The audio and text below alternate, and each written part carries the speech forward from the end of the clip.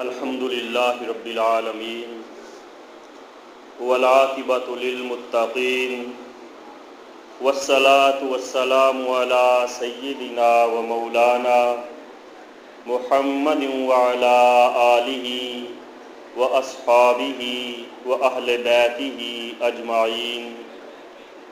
اعوذ باللہ من الشیطان الرجیم، بسم اللہ الرحمن الرحیم۔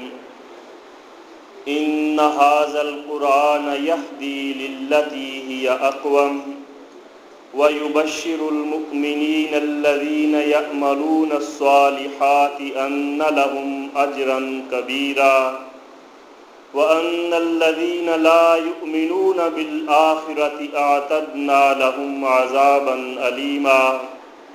وقال اللہ تبارک وتعالی فی مقام الآخر: انا انزلناه في ليلة القدر وما ادراك ما ليلة القدر ليلة القدر خير من ألف شهر تنزل الملائكة والروح فيها بإذن ربهم من كل أمر سلام هي حتى مطلع الفجر۔ صدق اللہ العظیم۔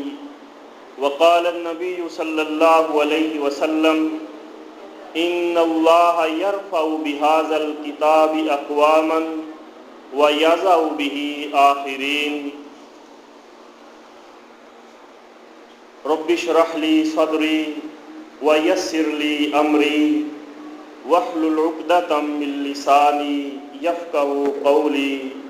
رب زدنی علما کثیرا، رب ادخلنی مدخل صدق واخرجنی مخرج صدق واجعل لی من لدنک سلطانا نصیرا۔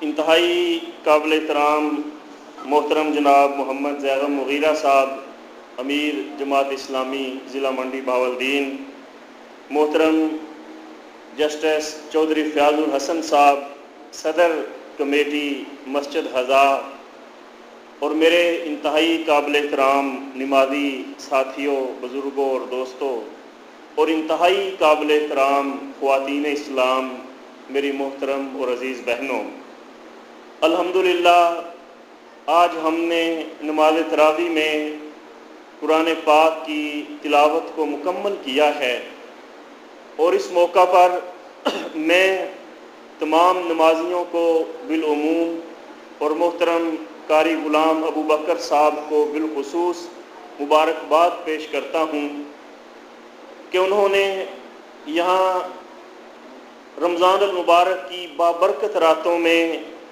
قیام کیا اور قیام اللیل میں قرآن کی روشنی سے ہمارے دلوں کو منور کیا۔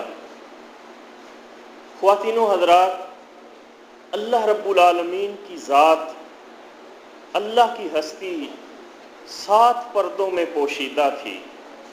یہ کائنات تھی، اللہ کا عرش پانی پر تھا، اس کی کچھ مخلوقات بھی تھیں، فرشتے بھی تھے، جن بھی تھے، لیکن کوئی ایسی مخلوق نہیں تھی جسے اللہ اپنے نیابت کے منصب پر فائز کرے، جسے اللہ خلافت کے عظیم منصب پر فائز کرے۔ اللہ نے چاہا کہ میں پہچانا جاؤں، میری قدرت کو جانا جائے، میری عظمت کو جانا جائے، میری بے انتہا قوتوں کا ادراک وہ کسی کے ذہن میں آئے، تو اللہ رب العالمین نے ایک ایسی مخلوق کو پیدا کرنے کا فیصلہ کیا جو اشرف مخلوق ہو، جو تمام مخلوقات میں سب سے زیادہ فضائل والی اور عظمت والی ہو، ایک ایسی مخلوق جو علم اور عقل، فہم اور فراست والی ہو۔ تو اللہ رب العالمین نے اپنے ہاتھ سے حضرت آدم علیہ السلام کو تخلیق فرمایا۔ باقی جتنی مخلوقات ہیں، کسی مخلوق کو اللہ نے اپنے ہاتھ سے نہیں بنایا، کن فیکون، کہا ہو جا اور وہ ہو گئی۔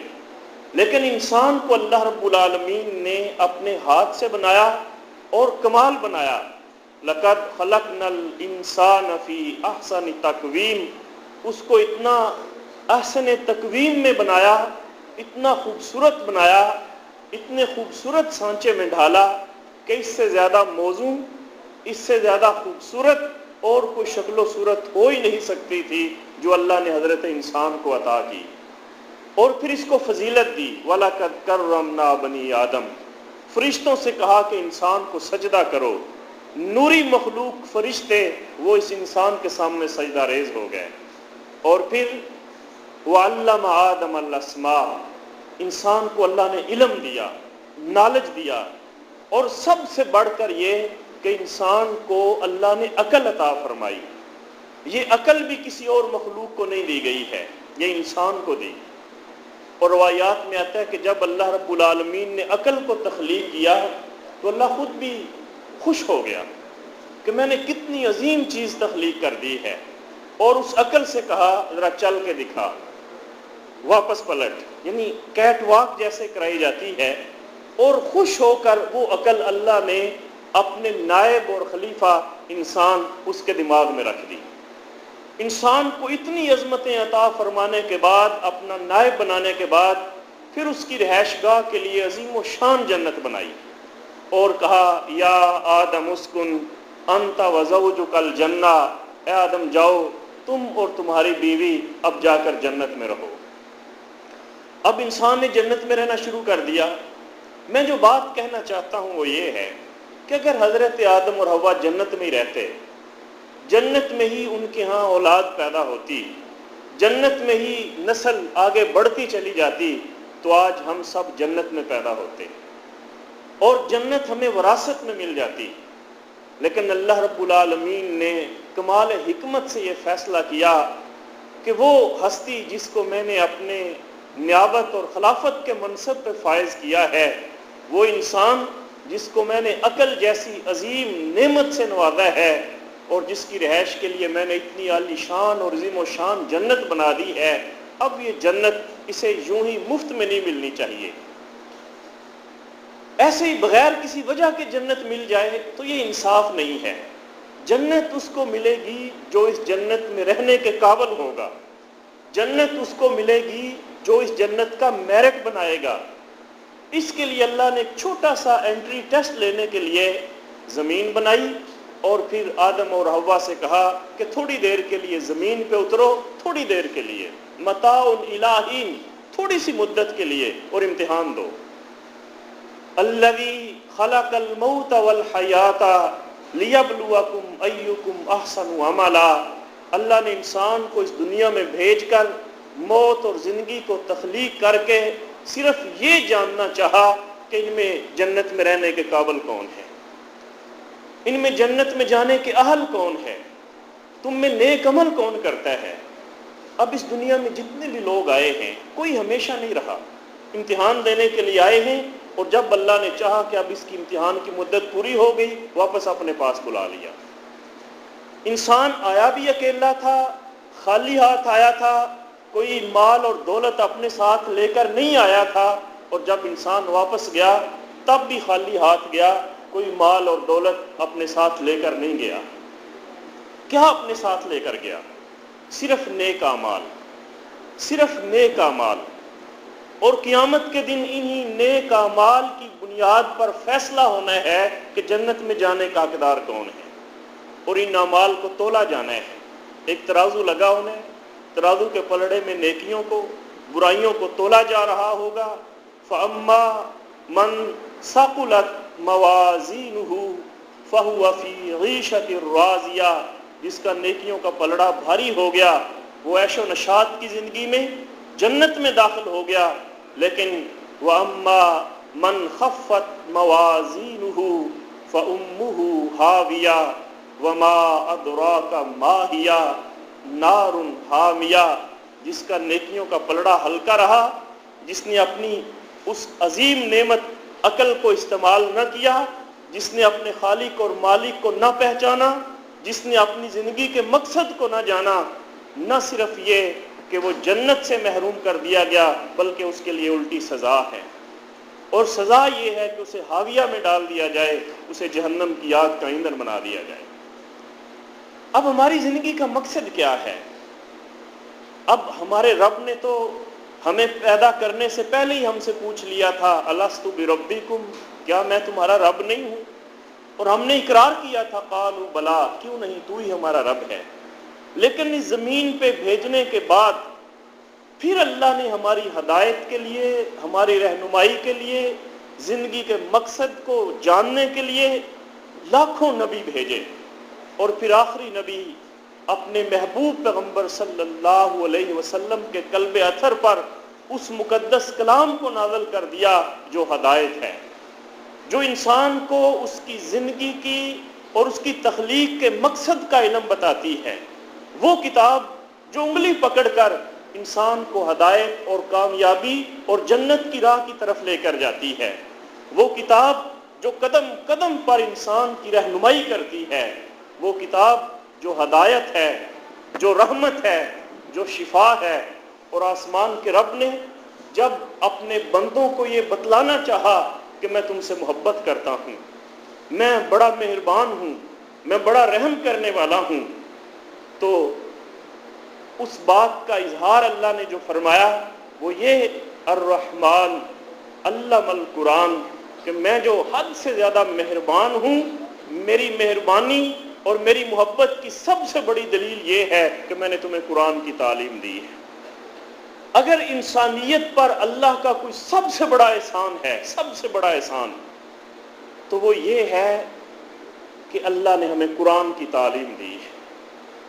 اور دوسرا احسان اللہ نے اپنے محبوب پیغمبر کو قرار دیا، لقد من اللہ علی المؤمنین اذ بعث فیہم رسولا من انفسہم، کہ میرا ایک دوسرا احسان تم پر یہ ہے کہ میں نے اپنا محبوب تمہارے درمیان بھیج دیا، اور وہ محبوب بھی اس لیے سب سے بڑا احسان بنا یتلو علیہم آیاتہ، کہ وہ میری آیات کی تلاوت کر کے تمہیں اس کتاب سے آگاہ کرتا رہا، اور قرآن کی تلاوت کے ذریعے وَيُزَكِّيهِمْ، تمہارے نفس کا تزکیہ کرتا رہا، وَيُعَلِّمُهُمُ الْكِتَابَ وَالْحِكْمَةَ، اور اس کتاب کی تعلیم دے کر تمہیں حکمت، تمہیں دانائی اور دانش و بینش سکھاتا رہا۔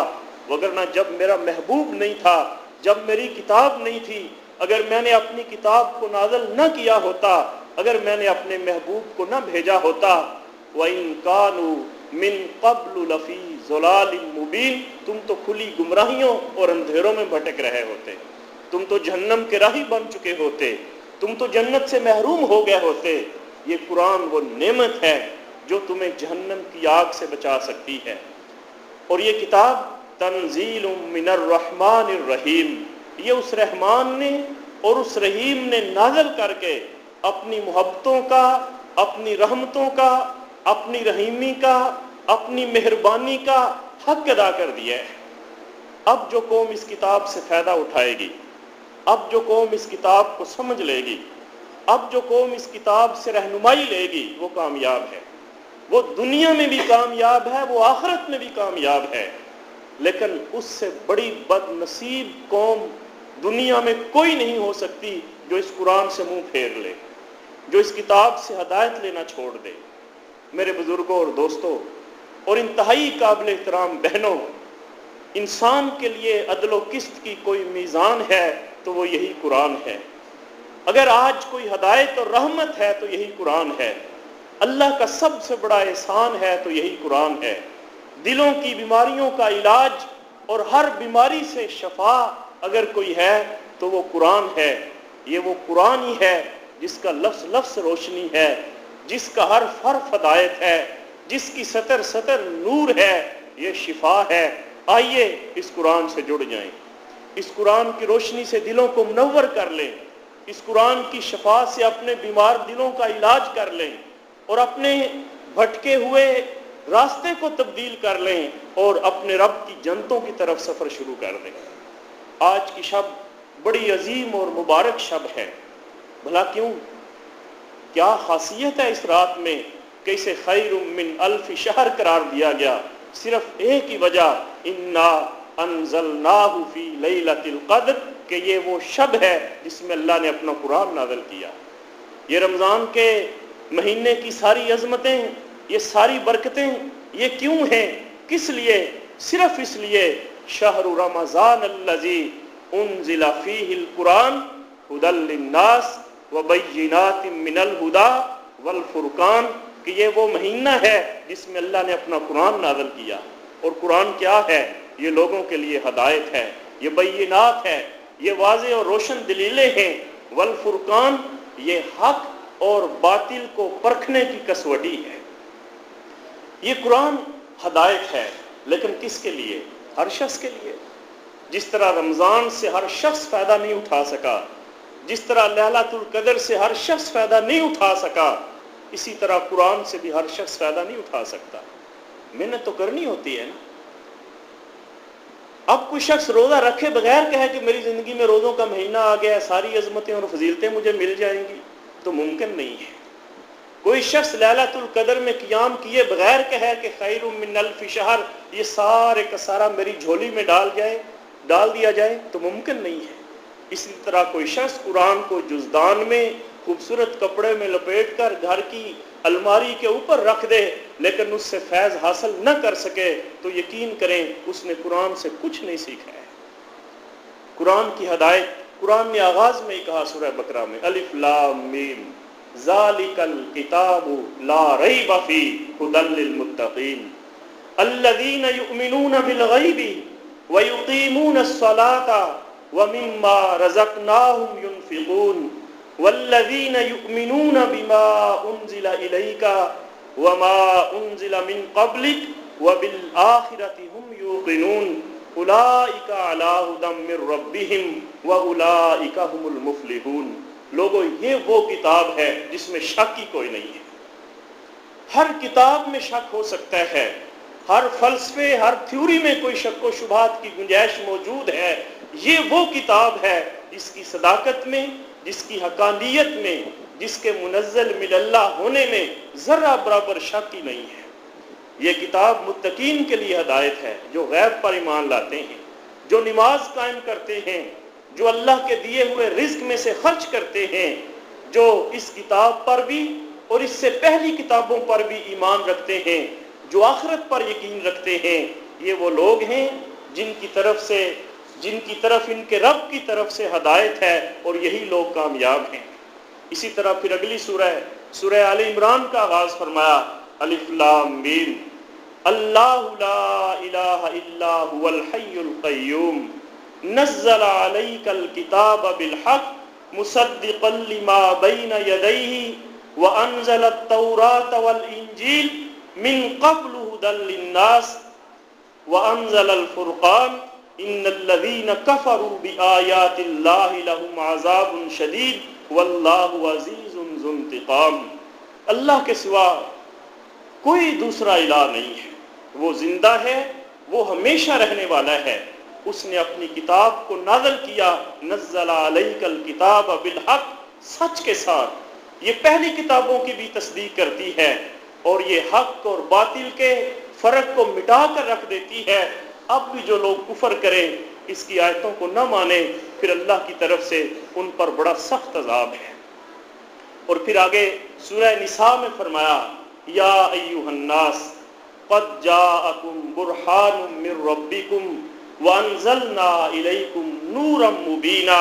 اے دنیا جہان کے لوگوں، تمہارے پاس یہ دلیل آ گئی ہے، یہ دلائل ہیں، یہ تمہارے رب کی طرف سے ایک برہان ہے، اور ہم نے اس کو بڑا روشن نور کے ساتھ نازل کیا ہے. اور سورہ مائدہ میں فرمایا قد جاءکم من اللہ نور وکتاب مبین یہدی بہ اللہ من اتبع رضوانہ سبل السلام ویخرجہم من الظلمات الی النور بإذنہ ویہدیہم الی صراط مستقیم. کہ تمہارے پاس اللہ کی طرف سے نور آ گیا ہے، یہ کتاب مبین ہے. ہر وہ شخص جو اس کی اتباع کرے گا، یہ اس کے لیے ہدایت ہے، یہ اس کے لیے راستے کھولتی ہے، اور یہ لوگوں کو اندھیروں سے نکال کر روشنی کی جانب لاتی ہے، یہ پستیوں سے اٹھا کر بلندیوں پہ فائز کرتی ہے. یہ صراط مستقیم ہے.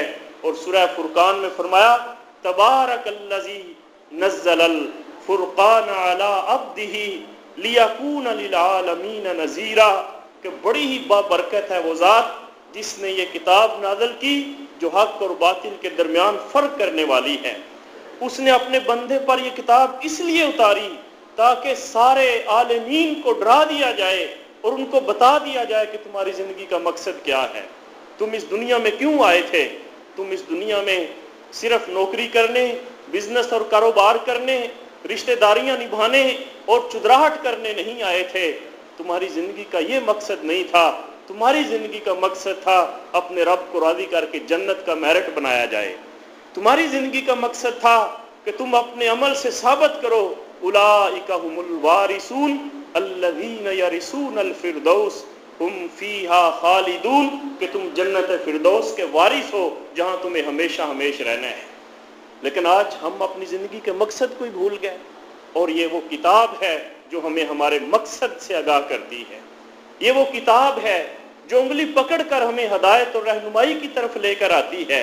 سورہ نمل میں فرمایا طاسین تلک آیات القرآن وکتاب مبین ہدی وبشریٰ للمؤمنین، یہ کتاب، یہ قرآن، یہ لوگوں کے لیے ہدایت اور مومنوں کے لیے بشارت ہے۔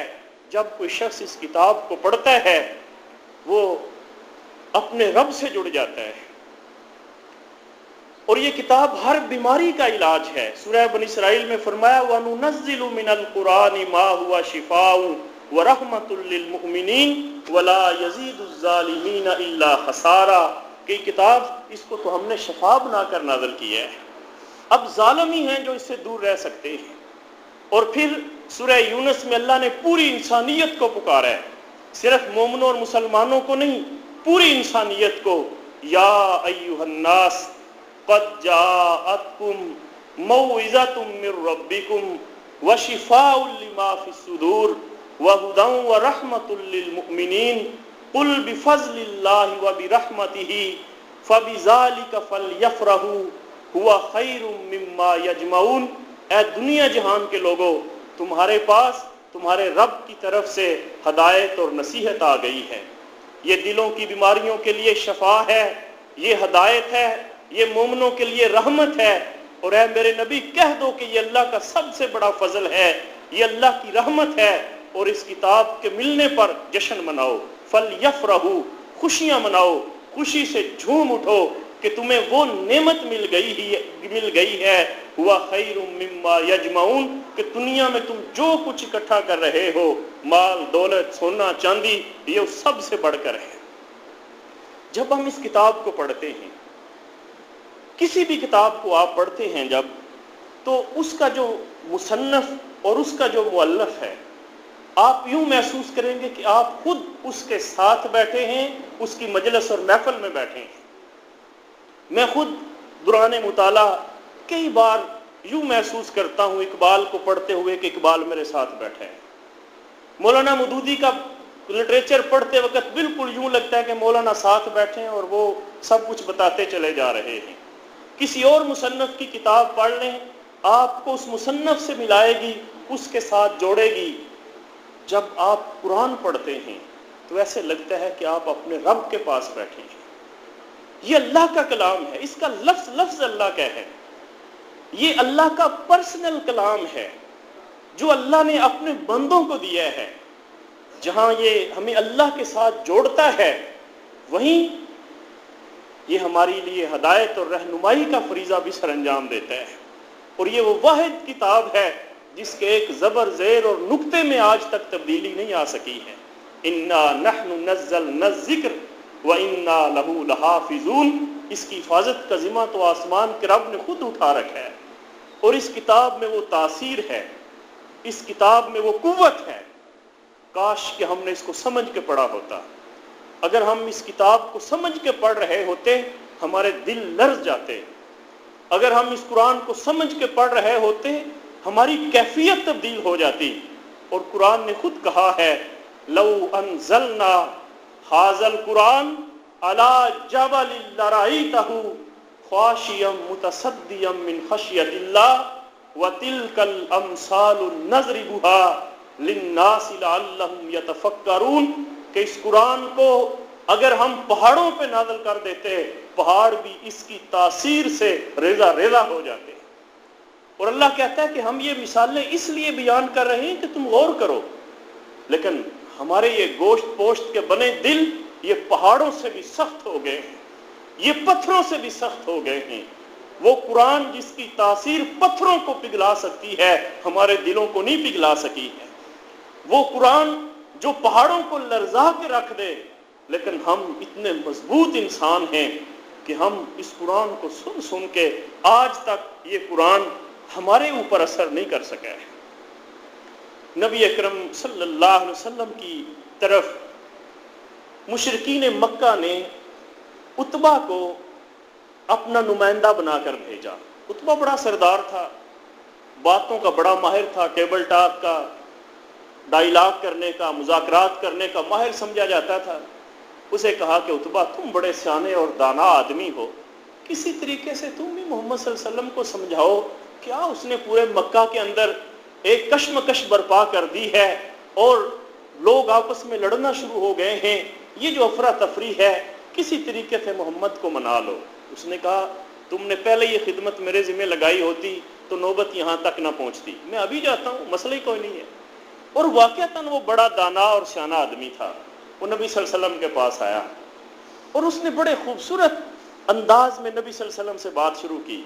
اے میرے بڑے ہی پیارے بھائی کے بیٹے، تیرا باپ میرا بڑا یار تھا اور وہ ہم میں بڑے ہی شریف تھا۔ اے عظیم دادا کے عظیم پوتے، تیرے دادے کا کیا کہنا، تیرا دادا ہمارا فخر تھا، تیرا دادا مکہ کی شان تھا، تو کتنے عظیم خاندان سے تعلق رکھتا ہے، تو ہمارے جگر کا ٹکڑا ہے۔ اس طرح تعریفیں کی باتوں میں۔ پھر اے میرے بھتیجے، اتنا سیانا ہو کر، اتنا عقل مند اور دانا ہو کر، اتنے بڑے خاندان سے تعلق رکھنے کے بعد یہ تم نے کیا کر دیا ہے کہ مکہ کو آپس میں لڑا دیا ہے، بھائی کو بھائی کا دشمن بنا دیا ہے؟ یہ تمہیں زیب نہیں دیتا؟ کوئی تحمل ہونا چاہیے، کوئی رواداری ہونی چاہیے، کچھ لو کچھ دو کے اصول ہونے چاہیے۔ ایسا کرتے ہیں کچھ باتیں تم ہماری مان لو، کچھ باتیں ہم تمہاری مان لیتے ہیں۔ یہ سب کچھ کرنے کا جو مقصد ہے، انسان دنیا میں کس لیے کوئی بھی جد و جہد اور کوشش کرتا ہے؟ وہ دولت کمانا چاہتا ہے۔ اے محمد صلی اللہ علیہ وسلم تمہیں دولت چاہیے نا، ہم پورے عرب کی دولت اکٹھی کر کے تیرے قدموں میں ڈھیر کر دیتے ہیں اور پورے عرب کا سب سے امیر آدمی تو ہوگا۔ اس کے بعد دوسری خواہش جس کے لیے انسان جد و جہد کرتا ہے وہ چودراہٹ اور اقتدار ہوتی ہے۔ ہم عربوں نے کبھی کسی کو اپنا بادشاہ نہیں بنایا، لیکن اے محمد ہم تمہیں اپنا بادشاہ بنا لیتے ہیں، تو ہمارا بادشاہ ہو گیا۔ اور تیسری عورت انسان کی یہ ہوتی ہے، کسی خوبصورت لڑکی کا رشتہ اسے مل جائے، تو عرب کی جس عورت پہ ہاتھ رکھ ہم اسے تیری نکاح میں دے دیتے ہیں۔ مانگتا کیا ہے؟ کھلی آفر ہے۔ اے محمد اشارہ کر، تمہیں چاہیے کیا؟ مال چاہیے، اقتدار چاہیے، عورت چاہیے، کیا چاہیے؟ ہم سب کچھ تمہیں دینے کو تیار ہیں، تھوڑی سی بات ہماری مان لو۔ نبی صلی اللہ علیہ وسلم نے فرمایا چچا تمہاری باتیں پوری ہو گئی ہیں یا ابھی کچھ رہتی ہیں؟ کہنے لگا اگر تمہیں یہ ہماری اتنی بڑی آفر بھی اگر تم نہیں قبول کرتے تو پھر ایسے لگتا ہے کہ تمہارے اوپر کسی نے جادو کر دیا ہے، کوئی جن آپ کو چمبڑ گیا ہے، کوئی سایہ ہو گیا ہے، ہم دنیا کے بہترین معالج سے تمہارا علاج بھی کرا دیتے ہیں۔ فرمایا کچھ اور بھی کہنا ہے؟ بول، کیا بولتا ہے؟ بولتا جا، کیا کہہ دیتا ہے؟ جب عتبہ اپنی طرف سے سب کچھ پیش کر چکا تو میرے آقا نے فرمایا بیٹھ جا۔ عتبہ بیٹھ گیا اور نبی اکرم صلی اللہ علیہ وسلم نے سورہ حامیم کی تلاوت شروع کی۔ بسم اللہ الرحمن الرحیم، حامیم تنزیل من الرحمن الرحیم، کتاب فصلت آیاتہ قرآنا عربیا لقوم یعلمون بشیرا ونذیرا فاعرض اکثرهم فهم لا یسمعون۔ اب نبی صلی اللہ علیہ وسلم سورہ حامیم پڑھتے گئے اور عتبہ جیسا کافر اور شاطر اور چلاک آدمی، وہ جو اس وقت کی سیاست کا ماہر جانا جاتا تھا، وہ برف کی طرح پگھلتا چلا گیا۔ اس کی آنکھوں میں آنسو آ گئے، ایک لفظ نہیں بول پایا۔ جس کی زبان رکتی نہیں تھی اس کی زبان گنگ ہو گئی۔ اٹھا اور جا کر کافروں سے کہنے لگا او مکہ کے سرداروں، میری بات مان لو، محمد صلی اللہ علیہ وسلم پر ایمان لے آؤ۔ اگر ایمان نہیں لاتے تو محمد کو اپنے حال پہ چھوڑ دو. میں یہ تمہیں یقین سے کہتا ہوں کہ ایک وقت آئے گا پوری دنیا اس محمد کی مرید ہوگی, پوری دنیا پر اس محمد کا دین غالب آئے گا. میں نے وہ کلام سنا ہے کہ اس جیسا کلام دنیا میں ہو ہی نہیں سکتا. میں نے وہ انقلابی کلام سنا ہے کہ جس سے مجھے یہ بو آ رہی ہے کہ محمد کا غلبہ پوری دنیا میں ہوگا. ہم کیا محمد صلی اللہ علیہ وسلم کو دے سکتے ہیں؟ تم اس کلام کو سنو تو صحیح. انہوں نے کہا اتبا چھڑ یار, تیرے اوپر بھی جادو چل گیا, تیرے جیسا بندہ. اور یہ قرآن کاش ہم نے اس کو سمجھا ہوتا. عمر جیسا آدمی, عمر بڑے سخت دل کے تھے, جرت مند تھے, بہادر تھے, شجاع تھے اور انتہائی باروب شخصیت کے مالک تھے. کسی کو جرت نہیں تھی کہ عمر کی آنکھوں میں آنکھیں ڈال کر بات کر سکے. اللہ نے قد بھی بڑا لمبا دیا تھا اور جسم بھی بڑا مضبوط اور توانا, اور جسمانی طاقت کا یہ عالم تھا کہ لوگوں نے ایک بار چمڑا گیلا کر کے اس کے اوپر عمر کو کھڑا کیا اور اس چمڑے کو کھینچا. وہ چمڑا پھٹ گیا لیکن حضرت عمر کے پاؤں سے نہیں نکلا. یعنی یہ جسمانی قوت کا ایک مظاہرہ تھا اور ماشاءاللہ باروب چہرہ. کسی کو جرت نہیں تھی کہ عمر کے سامنے بات کر سکے, بلکہ میرے آقا نے فرمایا کہ عمر جس گلی سے گزر جائے شیطان بھی وہ رستہ چھوڑ دیتے ہیں. اس میں بھی اتنی ہمت نہیں ہے کہ عمر کو فیس کر سکے. یہ حضرت عمر ابھی کفر میں مبتلا ہے. ابو جہل نے پیغام بھیجا, عمر 100 سرخ اونٹ ملیں گے, پورے مکہ میں صرف تو ہی ایک بہادر آدمی ہے جو ہمیں محمد صلی اللہ علیہ وسلم سے نجات دلا سکتا ہے. کسی دوسرے میں یہ جرت نہیں ہے کہ وہ بنو ہاشم کے ساتھ ٹکر لے. اگر تم محمد صلی اللہ علیہ وسلم کو شہید کر دو 100 سرخ اونٹ ملیں گے. تم نے سوچا بات تو ٹھیک ہے, ایک تو مجھے 100 اونٹ مل جائیں گے, دوسری طرف محمد صلی اللہ علیہ وسلم کی وجہ سے مکہ میں بھی ایک عجب کشمکش برپا ہے, یہ بھی ختم ہو جائے گی. تلوار لی اور چلے نبی رحمت صلی اللہ علیہ وسلم کو شہید کرنے. راستے میں ایک صحابی نے کہا پہلے اپنے گھر کی خبر تو لے, تیری بہن اور تیرے بہنوئی نے بھی اسلام قبول کر لیا ہے. عمر جلال میں تھے, غصے میں تھے. انہوں نے کہا اچھا اگر یہ بات ہے تو آج میں بہنوئی کو بھی نہیں چھوڑوں گا, پہلے بہنوئی کا کام تمام کرتا ہوں پھر نبی صلی اللہ علیہ وسلم کی خبر لیتا ہوں. بہن کے گھر گئے, فاطمہ بنت خطاب قرآن پڑھ رہی اور آپ کے بہنوئی سعید وہ بھی قرآن پڑھ رہے ہیں اور ایک قاری انہیں قرآن پڑھا رہا ہے. حضرت عمر نے زور سے دروازہ کھٹکھٹایا. اب جلال میں تھے, ننگی تلوار تھی, غصے میں, ویسے بھی عمر کا کوئی سامنا نہیں کر سکتا تھا اور جب غصے اور جلال میں تلوار پکڑے ہوئے ہوں پھر تو ویسے ہی کسی میں ہمت نہیں تھی. اب ڈر گئے سارے. عمر داخل ہوئے اور کہا کیا کر رہے ہو؟ بہن نے بڑی جرت کے ساتھ کہا قرآن کی تلاوت کر رہے تھے. انہوں نے بہنوئی کو زور سے مارا, پیشانی پہ گہرا زخم آ گیا, چہرہ خون سے تر ہو گیا. بہن آگے بڑھی اور اپنے اس بھائی سے جس بھائی کے سامنے آج تک نہیں بولی, آج بڑی جرت کے ساتھ کہنے لگی, وہ بزدل اس کو کیوں مارتا ہے, مجھے مار, یہ اسلام میں نے قبول کیا ہے. حضرت عمر نے دیکھا اس کا اپنا خون سامنے کھڑا ہے, بہن سامنے کھڑی ہے اور جرت کے ساتھ کہہ رہی ہے. حضرت عمر بہادر آدمی تھے اور بہادروں کی قدر کرتے تھے. اپنی بہن کو اس طرح جرت اور شجاعت میں دیکھ کر عمر ایک دفعہ حیران ہو گئے, یہ تو کبھی اونچا نہیں بولتی تھی میرے سامنے, آج اس میں یہ جرت کہاں سے آئی؟ پہلا سوال یہ کیا, بہن یہ تمہارے اندر یہ تبدیلی, میرے سامنے اس جرت کے بعد ساتھ بات کر رہی ہو, یہ اتنی ہمت تم میں کہاں سے آ گئی؟ اس نے کہا یہ قرآن پڑھو گے تو تمہیں پتہ چلے گا کہ اس قرآن نے کتنے کم لوگوں کو کتنا بلند کر دیا ہے اور ان میں کیسی ہمت اور طاقت کی روح پھونک دی ہے. حضرت عمر نے کہا کون سا قرآن, ذرا سناؤ تو مجھے. حضرت عمر کو قرآن سنایا گیا.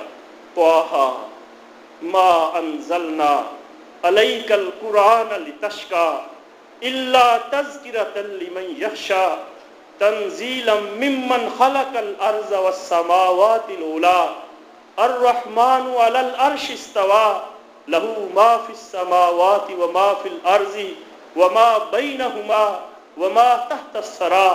حضرت عمر کی بہن قرآن پڑھتی گئی اور حضرت عمر کا دل برف کی طرح پگھلتا چلا گیا, آنکھوں سے آنسو آ گئے, ہچکیاں بند گئیں اور بچوں کی طرح زور زور سے رونے لگے. اے میری بہن, یہ قرآن, یہ اتنا عظیم کلام, یہ کس پہ نازل ہوا؟ یہ کس نے نازل کیا؟ مجھے اس ہستی کے پاس لے کر چلو۔ اور یہاں میری بہنیں بھی موجود ہیں، اور اقبال ایک موقع پر کہتے ہیں کہ اے خاتون اسلام، تیرے قرآن کی تلاوت کی سوز اور تاثیر نے عمر کا مقدر بدل دیا۔ جس طرح عمر کی بہن نے قرآن کے ذریعے اپنے بھائی کا مقدر بدل دیا تھا، میری بہنوں آج اگر تم بھی قرآن سے جڑ جاؤ، اس قوم کا مقدر وہ تمہیں بدلنا ہے۔ اس قرآن میں بڑی طاقت ہے، اس قرآن میں بڑی صلاحیت ہے، اس قرآن کے اندر بڑی تاثیر اور بڑی قوت ہے، لیکن ہم نے کبھی غور ہی نہیں کیا۔ قرآن میں آتا ہے کہ ایک بار جنوں نے قرآن سن لیا۔ میرے آقا سفر میں تھے اور سفر میں آپ نے نماز امامت کروائی، اور نماز میں جو قرآن پڑھ رہے تھے وہ جنوں نے سن لیا، اور جنوں نے جب وہ قرآن سنا، قُلْ أُوحِيَ إِلَيَّ أَنَّهُ اسْتَمَعَ نَفَرٌ مِّنَ الْجِنِّ فَقَالُوا إِنَّا سَمِعْنَا قُرْآنًا عَجَبًا يَهْدِي إِلَى الرُّشْدِ فَآمَنَّا بِهِ وَلَن نُّشْرِكَ بِرَبِّنَا أَحَدًا۔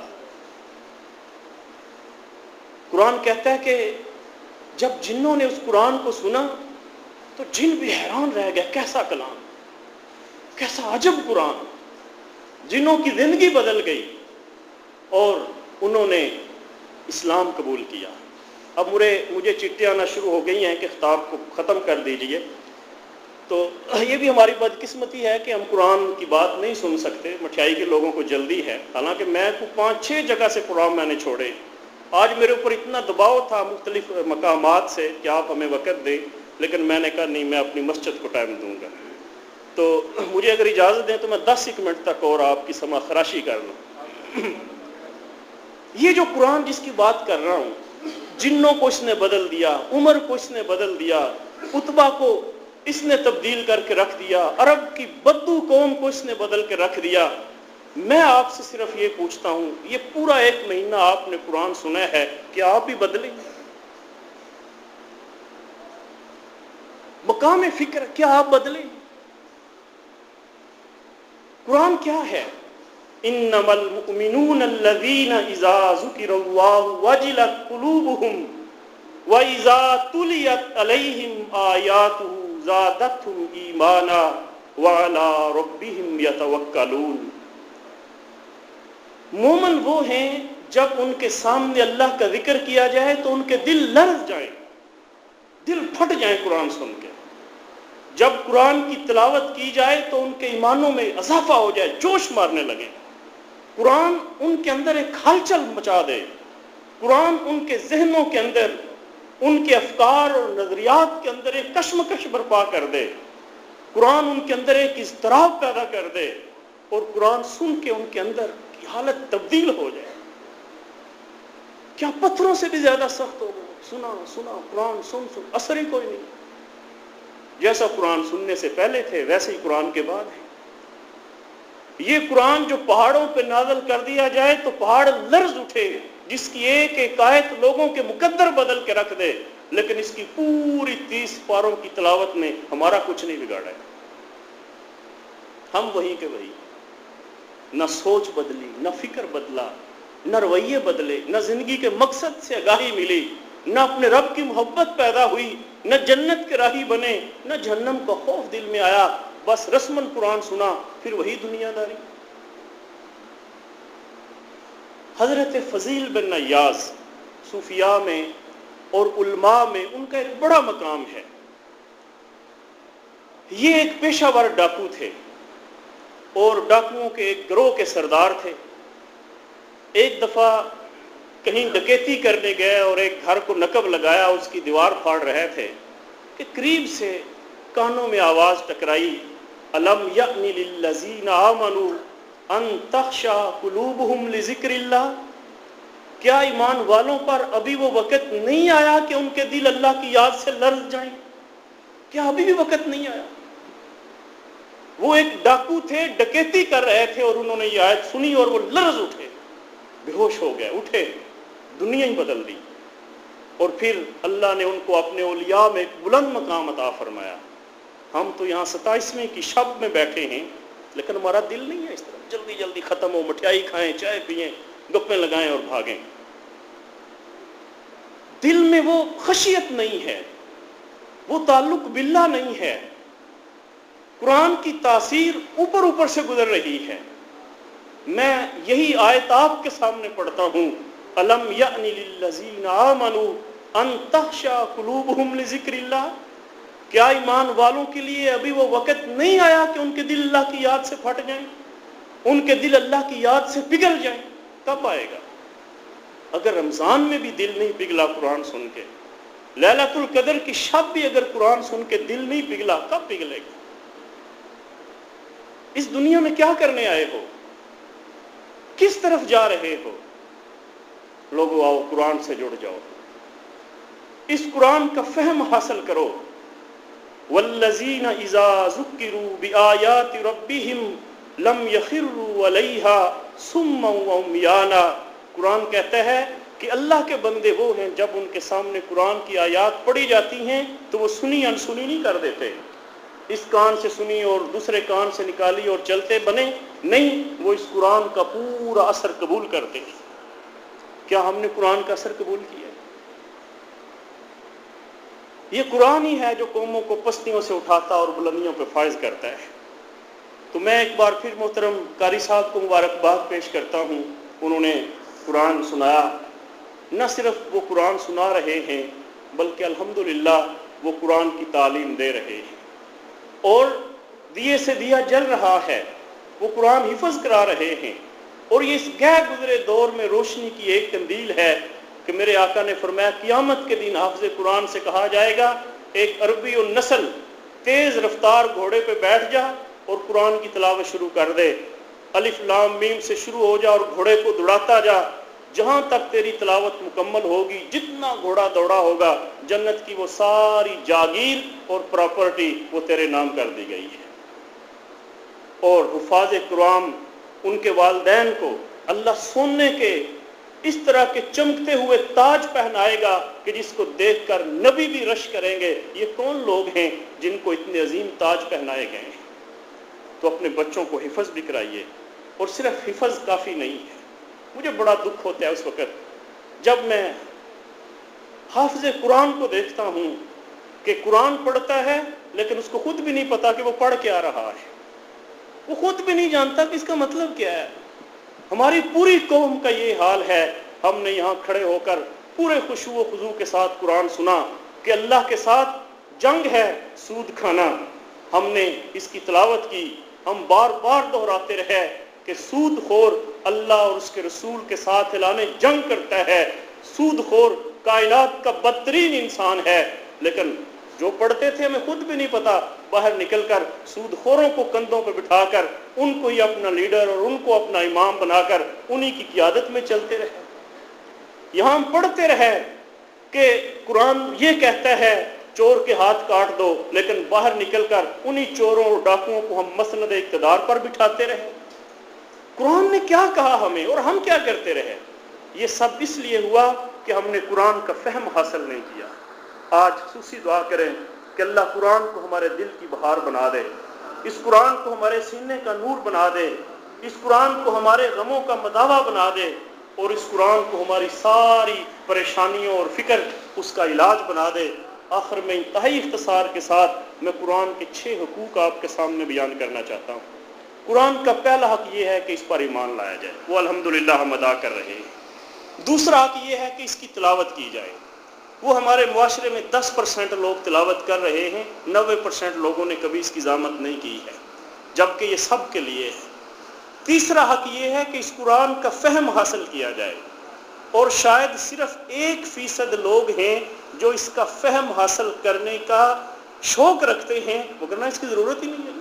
پی ایچ ڈی کریں گے، ایم ایس سی کریں گے، ایم فل کریں گے، وہ کریں گے، قرآن کو سمجھنے کی کیا ضرورت ہے؟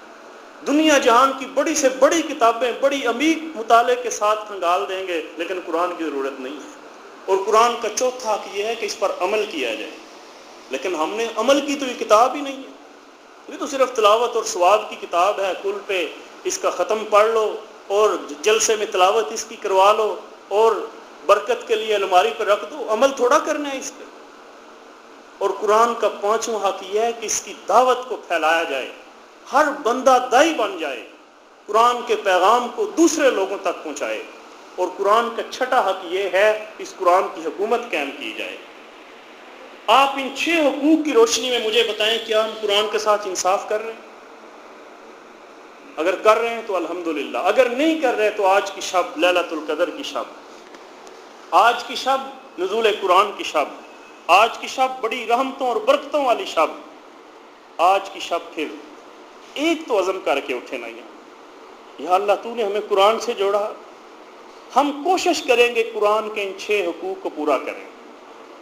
کوئی اتنا عزم کر کے تو جائیں نا، ارادے کریں، عزم کریں، توفیق اللہ دیتا ہے، لیکن جب ہمارا ارادہ ہی کوئی نہ ہو، جب ہمارا کوئی پروگرام اور عزم ہی کوئی نہ ہو، تو زبردستی تو اللہ بھی ہدایت نہیں دیا کرتے ہیں۔ اللہ بھی انہی کو ہدایت دیتا ہے جو ہدایت کے راستے پر چلتے ہیں۔ وہ معزز تھے زمانے میں مسلمان ہو کر، اور ہم خوار ہوئے تارک قرآن